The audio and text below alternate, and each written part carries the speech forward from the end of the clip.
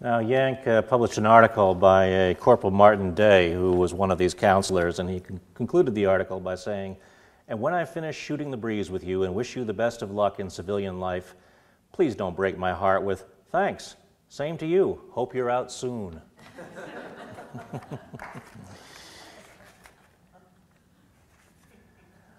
Now, one thing that Bill Malden writes about, Malden wrote, went on to become a top editorial cartoonist, and he only died a few years ago. He wrote a best-selling book of his cartoons during the war called Up Front. He wrote one that's just as good but less well-known called Back Home, and in that he comments on that a lot of returning soldiers, unfortunately, were easy marks for fast buck artists, and a lot of them got cheated very badly. Because, you know, they've been at war for 3 years. That's what they knew. They didn't know about mortgages and buying a car on time or anything like that.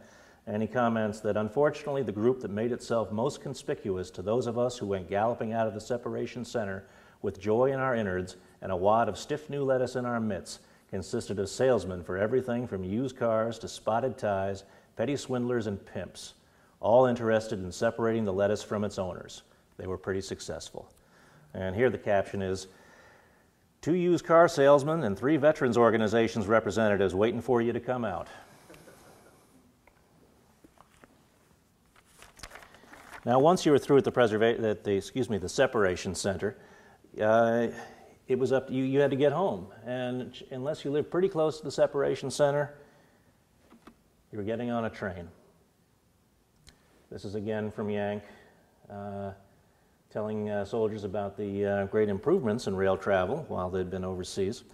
And I think it's no accident that this year, 1945, a lot of train songs were very popular on the hit parade.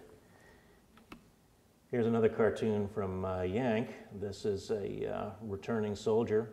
He's upset here because he keeps pumping nickels into the jukebox, and the only thing he can get is the song Atchison, Topeka, and the Santa Fe. Here it is.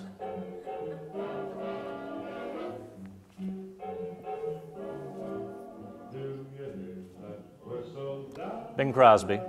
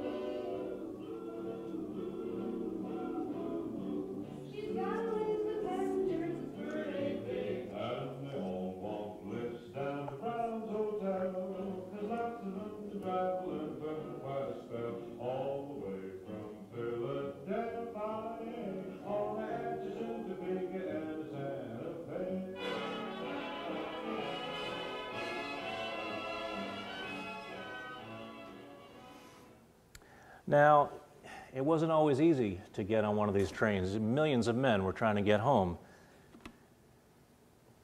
Some of them hopped freight. Jack O'Malley's boy on his way home from the Pacific. And here's another Malden cartoon. Car 29, mixed soldiers and poultry. Malden says that the railroad bulls were actually pretty friendly to soldiers who hopped freight.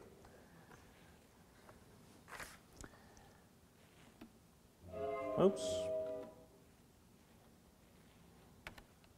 That's the one I want. Peggy Lee, waiting for the train to come in. A hit from October of that year.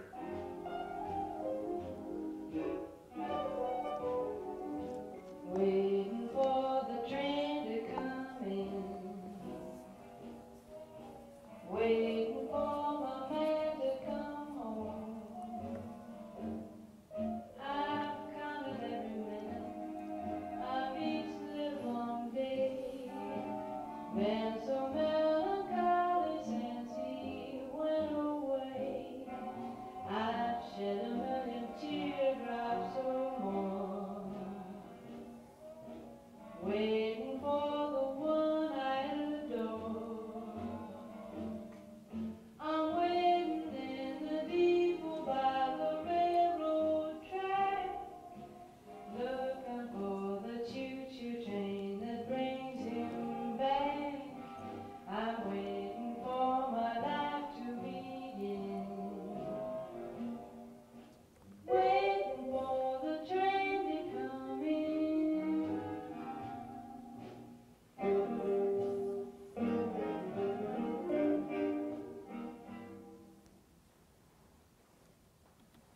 Okay. Bing Crosby, he's wearing a Hawaiian shirt. That was his great contribution to post-war fashion. Bing, along with Bob Hope and many other entertainers, was in a regular show called Command Performance, which aired on network radio in the States and was recorded, transcribed, and shipped overseas and played for servicemen. I've got a clip here with the cast of a Command Performance broadcast introducing themselves, give you an idea of the kind of entertainment roster they had. Bill Malden was a guest on this show, and listen to the cheer that he gets. Everybody who's seen the business end of a microphone, a motion picture is appeared on the Armed Forces radio program. That program is Command Performance, Mail Call, Words and Music, Concert Hall, and dozens of others. Every person in the entertainment industry is pitched in on this gigantic radio job. Great performers, all of them. They could each have done a highlight spot on this or any show. They know the time is short. Troopers that they are here, only to say a word by way of signing their names to this Victory Command Performance. This is a Victory broadcast from August.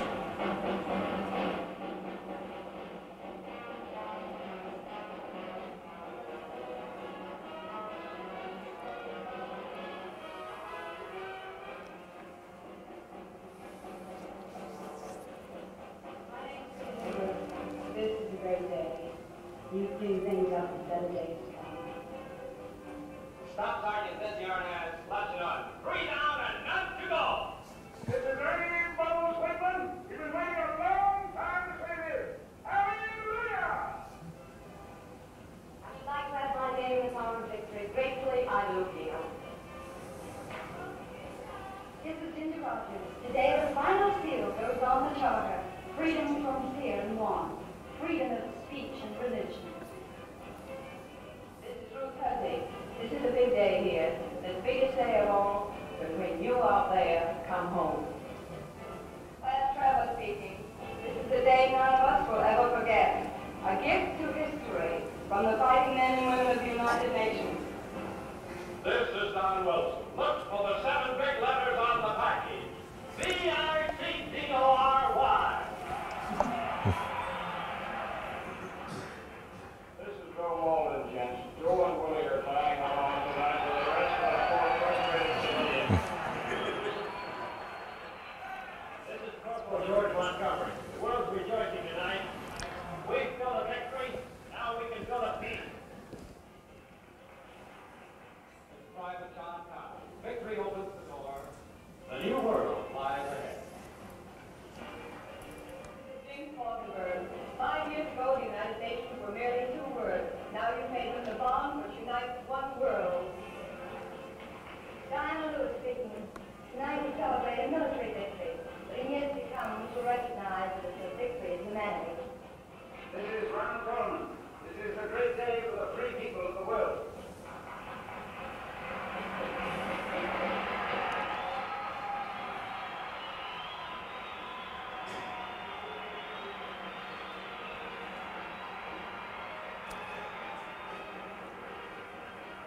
There was a regular feature of Command Performance called Sounds from Home. We're going to hear that. It's a paper doll of Lucille Ball.